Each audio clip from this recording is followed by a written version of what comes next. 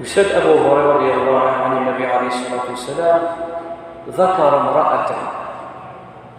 ذكر صديق الطوخ تكثر من صلاتها وقيامها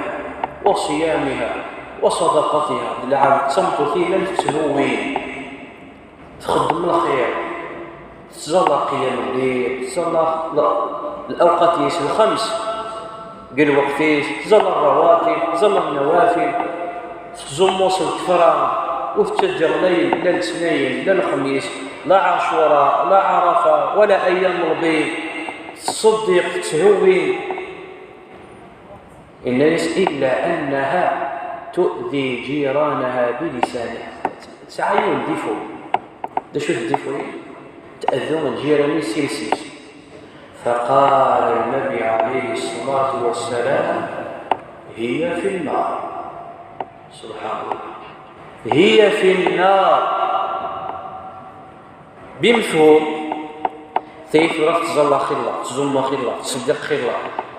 ولكن ساعة يخصيمون تهضر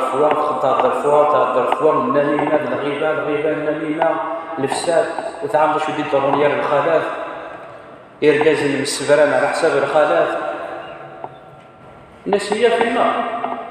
وفي مرة دسم يوم القيامة دسم. وذكر امرأة لا تكثر من صيامها ولا تكثر من صلاتها صلواتها الخمس غير أنها لا تؤذي جيرانها بالنسبية من أهل الجنة. العبد الله أدي وثيك مشن الحسنات ولكن تكمشني خمسة الزر حرزيفنت وهو من أهل الجنة. بالمقابل العبد والجبال من حسنات إسعى من خصيمه وغدا سنقول هنا في حسب الحسنات شو يدير بعض يدير بعض